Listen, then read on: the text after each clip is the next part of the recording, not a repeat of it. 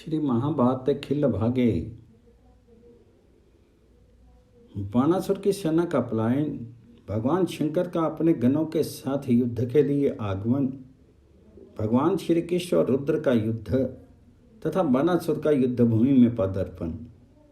वैशंपायन जी कहते हैं, जन्मेजय, तदनंतर 3 अग्नियों के समान वे सब तीनों वीर बड़ी उतावली के साथ गरुड़ पर आरूढ़ होकर के शत्रुओं के साथ युद्ध करते हुए रणभूमि में डटे रहे। गरुड़ पर चढ़े हुए उन वीरों ने सिंहनाद करके बाणासुर को समस्त सेनाओं को अपनी बाण वर्षा से ढक दिया और अत्यंत बलपूर्वक उन्हें पीड़ा देना आरंभ किया। चक्र और हल की मार से तथा बाणों की वर्षा से पीड़ित होकर के दानवों की वह दुर्जय विशाल सेना अत्यंत कुपित हो उठी।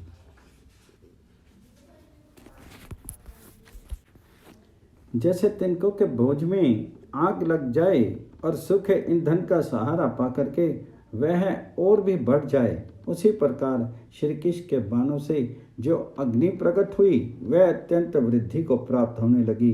वह उस युद्ध के महाने पर सहस्त्रों दानवों को दग्ध करती हुई ज्वालामालाओं से मंडित प्रलय अग्नि के समान प्रकाशित हो रही थी। नाना प्रकार के अस्त्र शस्त्रों से पीड़ित होकर भागती हुई उस विशाल सेना के पास पहुंच करके बाणासुर उसे रोकता हुआ इस प्रकार बोला, वीरो, तुम दैत्य वंश में उत्पन्न होकर भी किस लिए लघुता कायरता का आश्रय लेकर के भय से व्याकुल हो इस महासफर से पलायन कर रहे हो। क्वाच्य खड्ग गदा प्रास ढाल तलवार और फरसे फेंक फेंक करके तुम आकाश मार्ग से क्यों भागे जा रहे हो? अपनी जाति का, अपने वीर भाव का तथा भगवान शंकर के साथ हमारा जो संपर्क है उसका सम्मान करते हुए तुम लोगों को यहाँ से हटना नहीं चाहिए। देखो, ये मैं युद्ध वहीं में डटा हुआ हूँ। इस प्रकार कहेंगे उत्साहवर्धक वाक्य को सुनते हुए भी उसकी परवाह न करके वे समस्त दानव भय से मोहित होकर के भाग चले। अब उस सेना में केवल प्रमथ गण शेष रह गए। उन्हीं को लेकर के वह सेना वहां खड़ी रही। उस समय भागने से बचे खुचे सैनिकों ने पुनः युद्ध में मन लगाया। बाणासुर के मंत्री और सखा पराक्रमी कुंभांड ने अपनी सेना में भगदड़ मची देख करके ये बात कही, वीरो, मैं राजा बाणासुर युद्ध में स्थित हैं। ये भगवान शंकर और कार्तिकेय जी भी यहाँ विराजमान हैं। फिर तुम लोग मोहग्रस्त होकर के अपनी सेना को छोड़ करके किस लिए भाग रहे हो? कुंभांड का ऐसा वचन सुनते हुए भी वे समस्त दानव शिरोमणि भय से व्याकुल होकर के प्राणों का मोह छोड़ करके पलायन करने लगे। वे सब के सब श्री कृष्ण की चक्र अग्नि के भय से थर्रा उठे थे। अतः 10 दिशाओं की ओर भागे चले जा रहे थे। तदंतर अमित तेजस्वी श्री कृष्ण के द्वारा दानव सेना में भगदड़ पड़ी देख भगवान शंकर क्रोध से लाल आंखें किए स्वयं युद्ध के लिए उपस्थित हुए। वे बाणासुर की रक्षा करने के लिए उत्तम प्रभा से युक्त रथ पर आरूढ़ होकर के आए थे। साथ ही कुमार स्कंद देव भी अग्नि के समान तेजस्वी रथ के द्वारा वहां उपस्थित हुए थे। नंदीश्वर से संयुक्त रथ पर आरूढ़ होकर के पराक्रमी भगवान रुद्र अपने होस्ट को दांतों थले दबा करके उसी ओर दौड़े जहां श्री हरि विद्यमान थे। सिंगों से जुटा हुआ उनका रथ ऐसी तीव्र गति से दौड़ रहा था मानो आकाश को पिए लेता हो। उससे बड़ी भारी घड़घड़ाहट हो रही थी। वह रथ ऐसा जान पड़ता था मानो मेघों के आवरण से मुक्त हुआ पूर्णमासी का चंद्रमा प्रकाशित हो रहा। तत्पश्चात नाना प्रकार के सिंहनाद करते हुए नाना रूपधारी सहस्त्रों भयंकर गणों के साथ महादेव जी का रथ रणभूमि की शोभा बढ़ाने लगा। भगवान शिव के गणों में कोई सिंह के समान मुख वाले थे तो कोई व्याघ्र के समान, कितनों के मुख हाथी, घोड़े और ऊंट के समान थे। ये सब श्री कृष्ण के बाणों से अत्यंत पीड़ित होकर के थर थर कांपने लगे। उनमें से कितने ही महाबली प्रमथ गणों ने सर्प में यज्ञोपवीत धारण कर रखे थे। कितनों के मुख गधे, ऊंट और हाथियों के समान थे। कितने ही घोड़ों की सी गर्दन लिए खड़े थे। अन्य शिवगणों के मुख्य भेड़, बकरे और बिलावों के समान थे।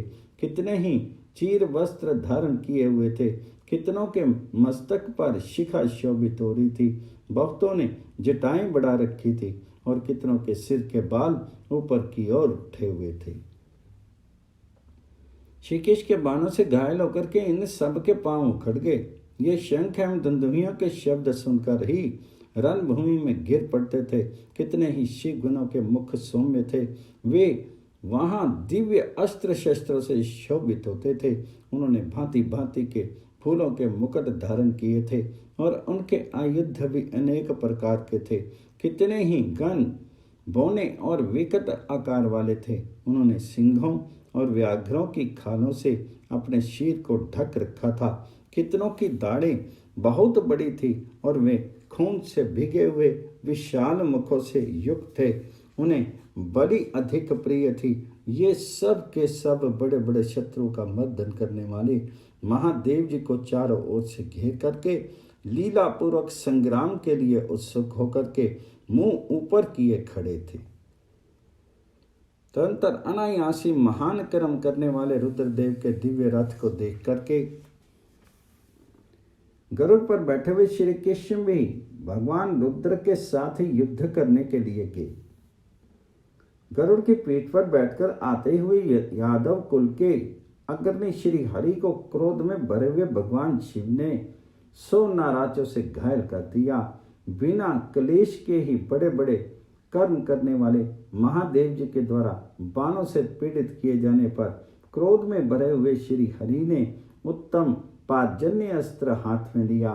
उसमें भगवान विष्णु और रुद्र के भार से अत्यंत पीड़ित हुई भूमि कांपने लगी। 8 दिग्गज ऊपर मुंह किए पीड़ा पा करके विचलित हो उठे। बहुत से पर्वत जल की धाराओं से आप्लावित होकर के वहां धाराशायी हो गए। कितने ही सब ओर से अपने शिखरों का परित्याग करने लगे। भगवान शिव और कृष्ण के संघर्ष के समय दिशाएं, विदिशाएं, पृथ्वी और आकाश ये सभी प्रज्वलित से दिखाई देते थे। भूतल पर सब ओर से वज्रपात होने लगा। भयानक दिखाई देने वाले गीदड़ियां अमंगल सूचक बोली बोलने लगी। इंद्र घोर गर्जना करते हुए रक्त की वर्षा करने लगे।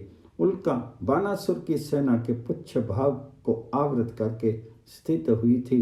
वायु प्रचंड गति से बह रही थी और तारे व्याकुलता को प्राप्त हो रहे थे।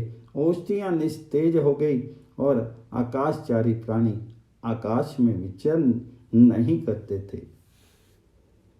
इसी बीच में समस्त देवताओं से घिरे हुए ब्रह्मा जी त्रिपुर नाशक रुद्र को युद्ध के लिए उद्यत मान करके वहां आए। गंधर्व, अप्सरा, यक्ष, विद्याधर, सिद्ध और चारणों के समुदाय भी वह युद्ध देखने के लिए आकाश में खड़े हो गए। इसी समय भगवान श्री कृष्ण ने रुद्रदेव पर पार्जन्य अस्त्र का प्रहार किया। वह अस्त्र प्रज्वलित होकर उसी ओर चला जहां रुद्रदेव रथ पर विद्यमान थे। फिर तो जहां भगवान शंकर का रथ खड़ा था वहां सभी दिशाओं से झुकी हुई गांठ वाले लाखों बाण गिरने लगे। तब रोष में भरे हुए अस्त्रवेताओं में श्रेष्ठ रुद्रदेव ने वहां महारुद्र आग्नेय अस्त्र का प्रयोग किया। वह अद्भुत सा प्रतीत हुआ। उससे उन चारों के शीर सब ओर से शत विशत हो गए। वे बाणों से आच्छादित हो आग से जलते हुए अदृश्य हो गए। ये देख करके सभी असुर प्रवर वीर वहां सिंह नाद करने लगे। उन्होंने ये समझ लिया था कि श्री कृष्ण आग्नेय अस्त्र से मारे गए। तदंतर युद्ध स्थान में उस अस्त्र की चोट सह करके अस्त्रवेताओं में श्रेष्ठ प्रतापी वासुदेव ने वारुण अस्त्र उठाया। वसुदेव नंदन श्री कृष्ण द्वारा अत्यंत तेजस्वी वारुण अस्त्र का प्रयोग होने पर उसके तेज से भगवान शंकर का आग्नेय अस्त्र शांत हो गया। उस युद्ध स्थल में भगवान वासुदेव द्वारा उस आग्नेय अस्त्र के प्रतिहत हो जाने पर भगवान शिव ने पैशाच, राक्षस, रौद्र तथा आंगिरस नामक 4 अस्त्र छोड़े जो प्रलय अग्नि के समान तेजस्वी थे। तब भगवान वासुदेव ने उक्त चारों अस्त्रों का निवारण करने के लिए क्रमशः वायव्य अस्त्र, सावित्रस्त्र, ऐन्द्रस्त्र तथा मोहन अस्त्र का प्रयोग किया। उन चारों अस्त्रों से उनके चारों अस्त्रों का तत्काल निवारण करके लक्ष्मीपति श्री कृष्ण ने वैष्णव अस्त्र का प्रयोग किया, जो मुंह बाए हुए काल के समान प्रतीत होता था। वैष्णव अस्त्र का प्रयोग होने पर सभी असुर, शिरोमणि वीर, भूत, यक्षगण एवं बाण की सारी सेना, ये सभी भय और मोह से व्याकुल होकर के संपूर्ण दिशाओं की ओर भाग गए। जिसमें प्रमथ गणों की अधिकता थी, उस सेना के भी पलायन कर जाने पर महान असुर बाण युद्ध के लिए उत्सुक होकर के बड़ी उतावली के साथ निकला। जैसे वज्रधारी इंद्र श्रेष्ठ देवताओं से घिरे होते हैं, उसी प्रकार वह भयंकर अस्त्र शस्त्र वाले महाबली एवं वीर महारथी घोर दैत्यों से घिरा हुआ था। वैशंपायन जी कहते हैं, जन्मेजय, उस समय ब्राह्मण लोग जप, मंत्र और औषधियों द्वारा महामनस्वी बाणासुर के लिए सस्ती वाचन करा रहे थे और बलि कुमार बाण उन ब्राह्मणों के लिए बहुत से वस्त्र, शुभ लक्षण गौएं, फल, फूल तथा स्वर्ण मुद्राएं देता हुआ धन अध्यक्ष कुबेर के समान शोभा पाता था। उसके विशाल रथ में शस्त्र सूर्यों के चिन्ह बने थे। बहुत सी छोटी छोटी घंटियां लगी थी। वह बहुमूल्य स्वर्ण तथा रत्नों से सुसज्जित होकर के विचित्र शोभा धारण करता था। उसमें शस्त्र और चंद्रमा तथा 10,000 तारा के चिन्ह बने थे।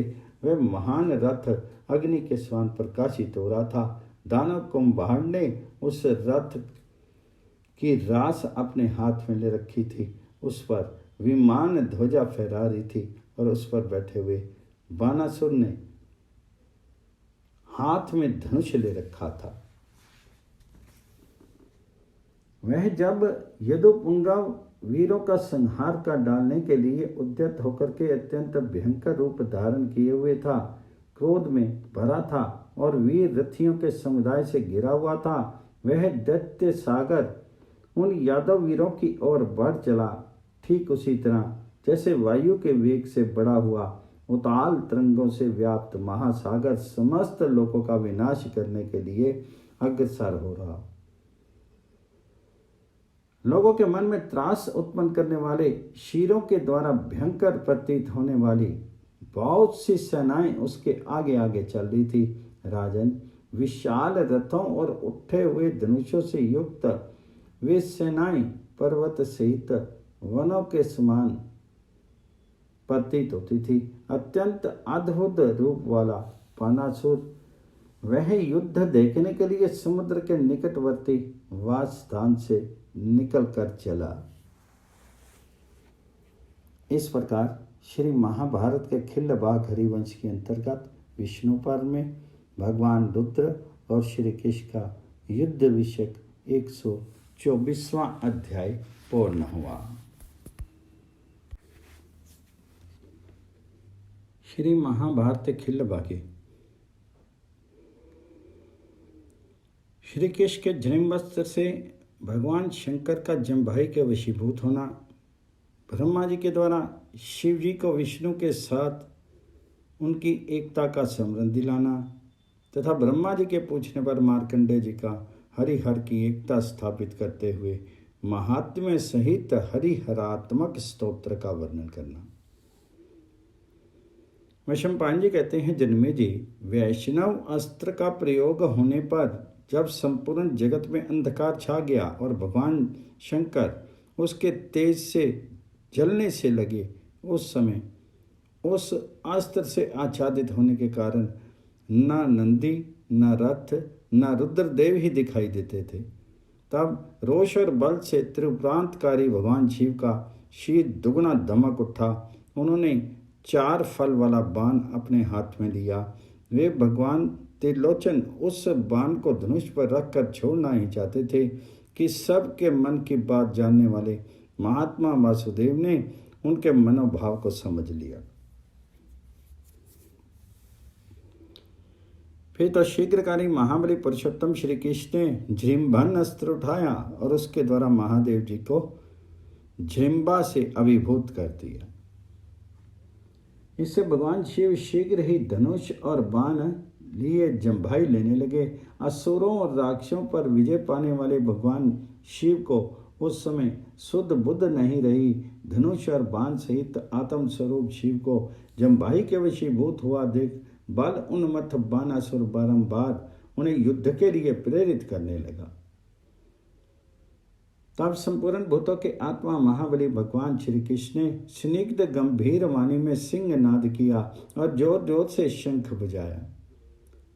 5 जने शंख के गंभीर घोष से, शांगधुष की टंकार से तथा महादेव जी को जिह्वा के वशीभूत देख करके समस्त प्राणी थर्रा उठे। इसी बीच में रुद्रदेव के पार्षदों ने माया युद्ध का आश्रय लेकर के रणभूमि में प्रद्युम्न को घेर लिया। परंतु पराक्रमी मकरध्वज प्रद्युम्न ने उन सब को निद्रा के वशीभूत करके वहां बाण समूह द्वारा महाबली दानवों का, जिनमें प्रमथ गणों की संख्या अधिक थी, विनाश कर डाला।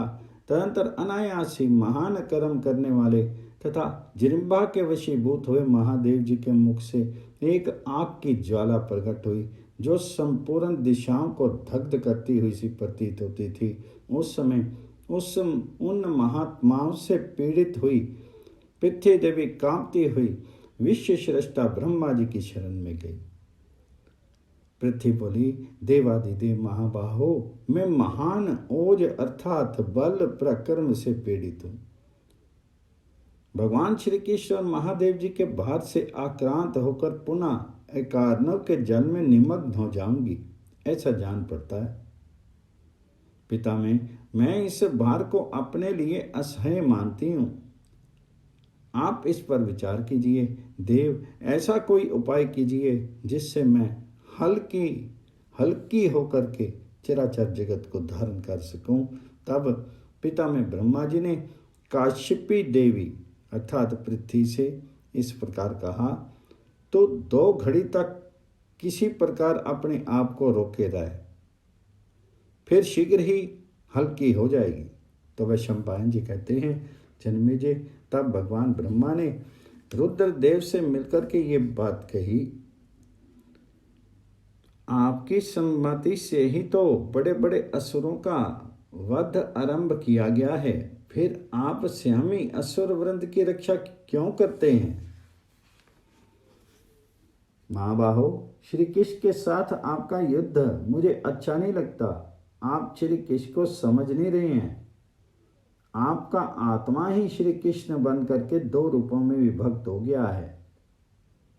ब्रह्मा जी के इस प्रकार कहने पर अविनाशी प्रभु भगवान शिव शरीर के भीतर अंतःकरण में ध्यान लगा करके हृदय स्थित ब्रह्म में प्रविष्ट होकर के तीनों लोकों के समस्त चराचर प्राणियों का साक्षात्कार करने लगे।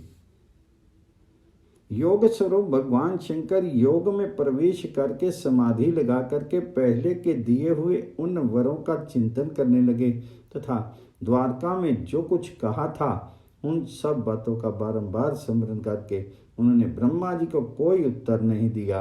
वे उस समय युद्ध से निवृत्त हो गए।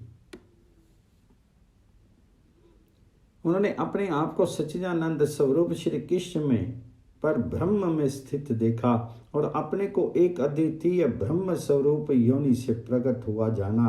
तत्पश्चात रुद्रदेव वहां से निकल करके युद्ध से अलग हो गए। उन्होंने उस रण क्षेत्र में श्री कृष्ण के साथ वादियां युद्ध की भावना का परित्याग कर दिया। तत्पश्चात रुद्र ने ब्रह्मा जी से कहा, भगवान, अब मैं संग्राम भूमि में श्री कृष्ण के साथ युद्ध नहीं करूंगा। अब ये पृथ्वी हल्की हो जाए। इसके बाद श्री कृष्ण और रुद्र एक दूसरे से मिलकर के बहुत प्रसन्न हुए और आपस के संग्राम से हट गए। श्री कृष्ण और रुद्र दोनों योगी हैं। तथा दोनों एक दूसरे से अभेद संबंध को प्राप्त हैं। इस बात को वहां दूसरे किसी ने नहीं समझा। एकमात्र पिता में ब्रह्मा ने उन दोनों का अभेद संबंध स्थापित करके उन्हें उसी भाव से देखा और सब लोगों की ओर देखते हुए इसी विषय को लेकर के अपने बगल में खड़े हुए नारद तथा मार्कंडेय जी को दीर्घदर्शी जान करके इस प्रकार पूछा। पिता में बोले, ब्राह्मण, मैंने मंदराचल पर्वत के पार्श्व भाग में रात को सोते समय सपने में एक सरोवर के तट पर श्री कृष्ण और भगवान शंकर को देखा, जो तत्काल ही एक दूसरे के रूप में बदल गए थे, अर्थात श्री कृष्ण की जगह शिव और शिव की जगह श्री कृष्ण हो गए थे। मैंने हर को हरि रूप में देखा और हरि को हर रूप में।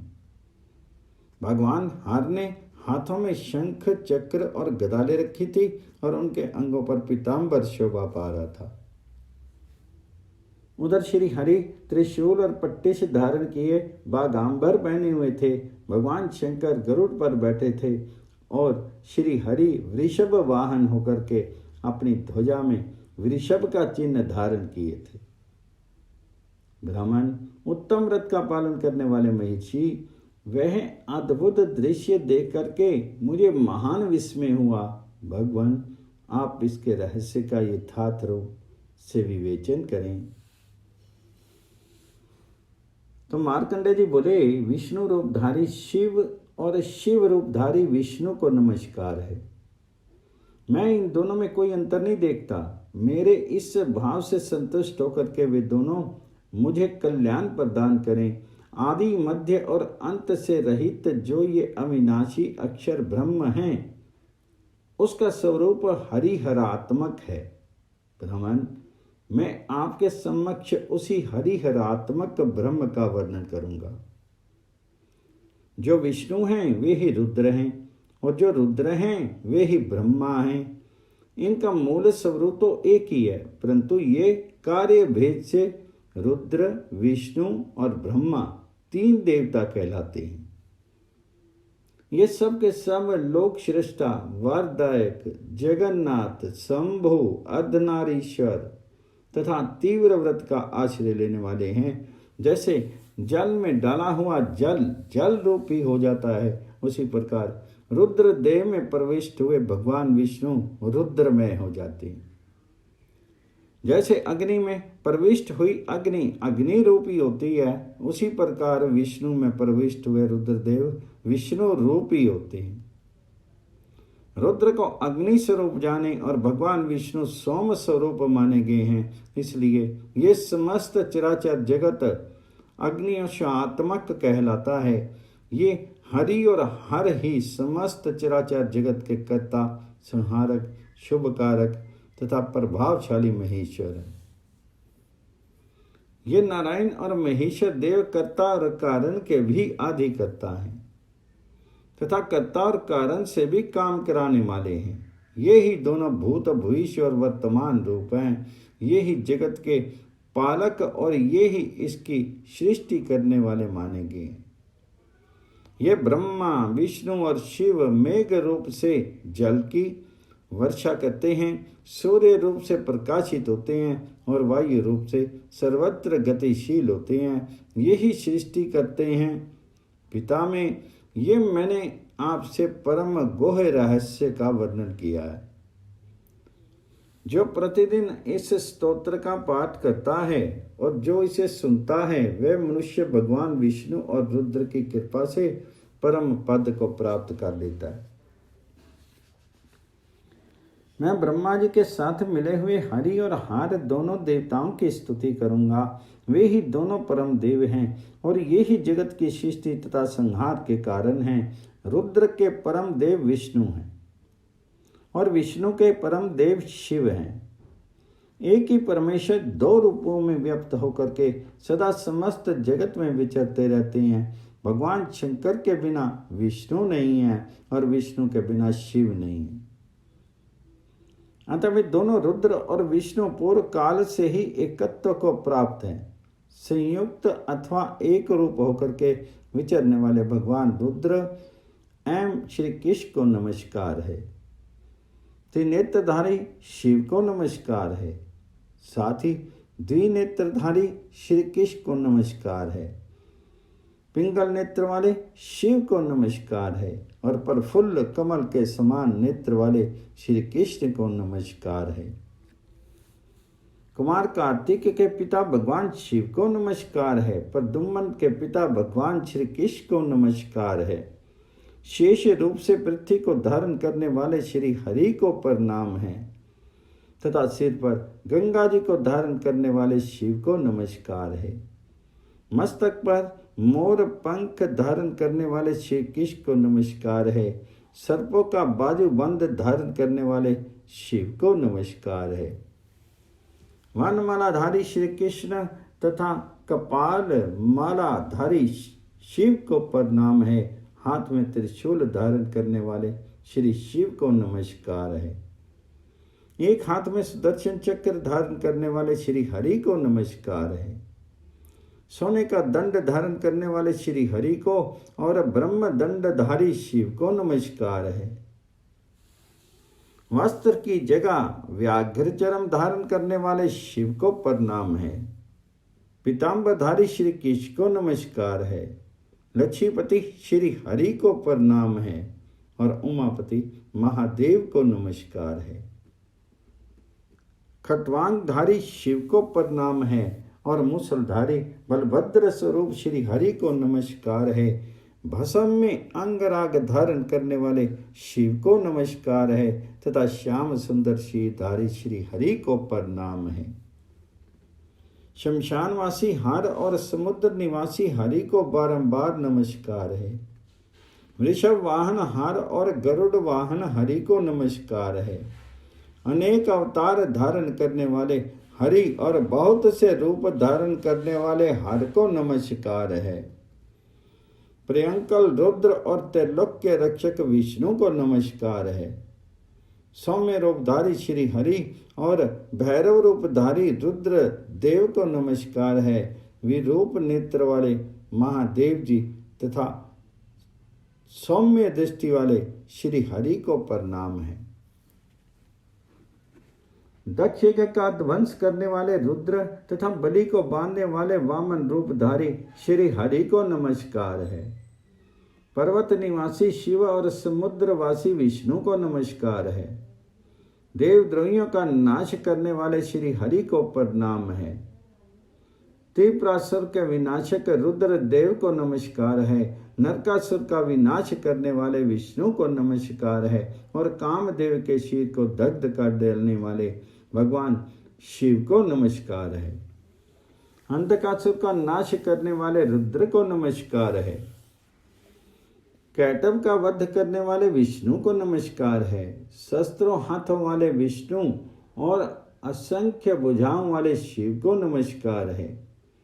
शास्त्रों मस्तक वाले श्री हरि और बहुत से मस्तक वाले भगवान शिव को नमस्कार है।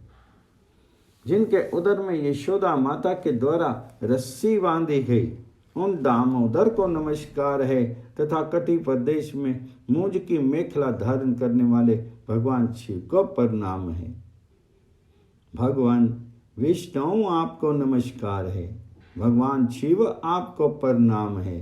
भगवान महादेव आपको नमस्कार है। देव पूजित में परमेश्वर आपको प्रणाम है। सामवेद के मंत्रों द्वारा गाए जाने वाले परमात्मा आपको नमस्कार है। यजुर्वेद के साथ संबंध रखने वाले देवता आपको प्रणाम है। आप ही कर्मपरायण पुरुषों के कर्म हैं। आपको नमस्कार है। आपके पराक्रम की कोई सीमा नहीं है। आपको नमस्कार है। देवद्रोहियों का नाश करने वाले श्री कृष्ण आपको नमस्कार है। देव पूजित महादेव आपको प्रणाम है। ऋषिकेश आपको नमस्कार है। सुनहरे केश वाले शिव आपको प्रणाम है। वेदवेता व्यास, बुद्धिमान नारद, भारद्वाज, गर्ग, विश्वामित्र, अगस्त, पुलस और महात्मा धौम्य आदि समस्त ऋषि महिषियों ने एकत्र होकर के जिनकी स्तुति की थी उन्हीं भगवान रुद्र और महात्मा विष्णु के इस स्तोत्र को पढ़ करके जो उनकी स्तुति करता है तथा जो प्रतिदिन इस हरिहरात्मक स्तोत्र का पाठ करता है वह इस जगत में निरोग और बलवान होता है। इसमें संशय नहीं है। वह सदा लक्ष्मी अर्थात धन संपत्ति पाता है और स्वर्ग से कभी पीछे नहीं लौटता है। पुत्रहीन पुरुष इसके पाठ से पुत्र पाता है। कुमारी कन्या श्रेष्ठ पति प्राप्त कर लेती है तथा जो गर्भवती स्त्री इसका श्रवण करती है वह उत्तम पुत्र को जन्म देती है। जहाँ प्रतिदिन इस स्तोत्र का पाठ किया जाता है वहाँ राक्षस, पिशाच, विघ्न और विनायक भय नहीं उपस्थित करते हैं। इस प्रकार श्री महाभारत के खिल्लवाड़ हरिवंश के अंतर्गत विष्णु पर्व में हरिहरात्मक स्तोत्र विषयक 125वां अध्याय पूर्ण हुआ।